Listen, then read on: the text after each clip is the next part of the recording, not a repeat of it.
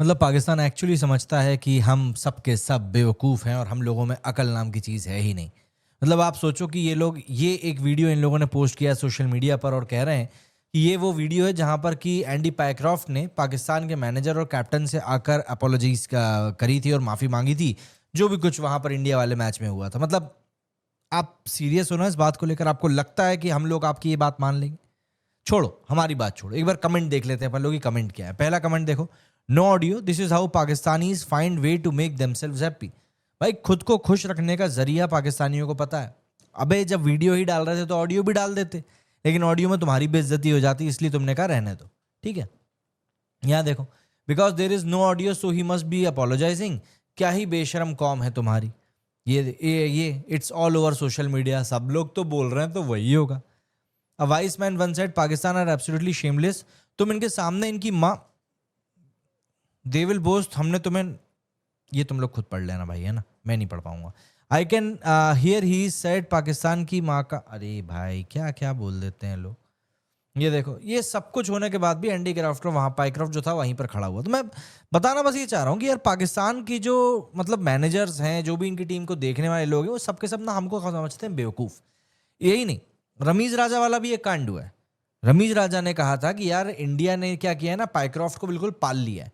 मतलब कि इंडिया के करीब 90 मैचेस में पाइक्रॉफ्ट ने ही मैच रेफरी का रोल निभाया है और वो इंडिया को लेकर टोटल बायस रहता है। ये जो स्टैट्स थे रमीज राजा ने कहते हैं। एंड मुझे समझ में नहीं आता यार कि रमीज राजा जो है वो एक एक्स क्रिकेटर रह चुका है, तो उसको तो ये बात समझ में आनी चाहिए कि भाई जहां पर स्टैट्स बोलते हैं वहां पर तो तुमको किसी तरह की बकवास करनी ही नहीं चाहिए।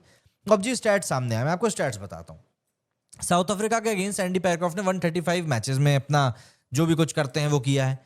फिर आती है श्रीलंका 132 मैचेस के साथ। उसके बाद इंडिया आता है 124 मैचेस के साथ। एंड आप सरप्राइज हो जाएंगे कि पाकिस्तान के साथ भी 102 मैचों में मैच रेफरी रह चुके हैं। और यहाँ पर इन महोदय का कहना है कि लो एंडी पैरक्रॉफ्ट जो है वो इंडिया को लेकर टोटल बायस्ड है, वो तो इंडिया की बातें करता है, वो तो हमारी बातें करता ही नहीं है। मुझको एक्चुअली में ये बात समझ में नहीं आती कि ये लोग क्या फूक के बैठे रहते हैं। इनको क्या लगता है कि दुनिया बेवकूफ़ है? इनको क्या लगता है कि दुनिया की चीज़ों को क्रॉस वेरीफाई नहीं कर सकती है? इनको क्या लगता है कि क्या किसी को कुछ समझ में ही नहीं आएगा, हम कुछ भी बोल देंगे और पूरी दुनिया हमारी बात मान लेगी? आप अपने देश वालों को खुश करने के लिए ये सब चीज़ें करते रहते हो, ये बकवास करते रहते हो, क्योंकि आपको पता है कि हमने तो हमारे देश में इंटरनेट तक सही से नहीं दे के रखा है। तो लोग चीज़ों को आखिर वेरीफाई करेंगे भी तो कैसे करेंगे?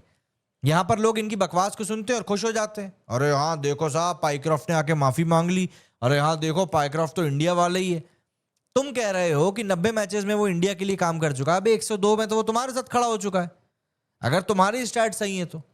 मतलब एक्चुअली में ये लोग ये जो एक हिस्सा होता है हमारे शरीर का जिसको कि दिमाग कहा जाता है साइंटिफिक भाषा में, उसका ये लोग उपयोग ही नहीं करते हैं। इन्होंने उसको संभाल के रखा हुआ है कयामत की रात के लिए।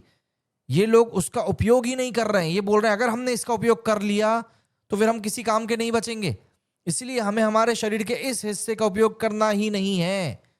और ये लोग इसी वजह से पूरी दुनिया को भी बेवकूफ समझते हैं। मतलब ये लोग एक्चुअली में, मुझे नहीं समझ में आता कि जानबूझ के ऐसा कर रहे हैं या कोई इनसे करवा रहा है। ये अपने आप की हंसी उड़वाने के नए नए तरीके कहाँ से ढूंढ के लाते हैं यार, कहाँ से ढूंढ के लाते हैं? आप बताओ ना मुझको। मतलब ये लोग क्या चाह रहे हैं भाई? और सबसे बड़ी दिक्कत तो मुझे लगता है, चलो ये लोग तो रमीज राजा हो गया, मोहसिन नकवी हो गया, ये लोग तो किसी पद पर बैठे हुए, तो इनका काम है लोगों को बेवकूफ बनाना। मुझे एक बात ये समझ में नहीं आती कि जो आवाम है इनकी, जो पब्लिक है इनकी, जो प्रजा है इस फेल्ड स्टेट की, क्या उनको भी ये बेवकूफियां समझ में नहीं आती?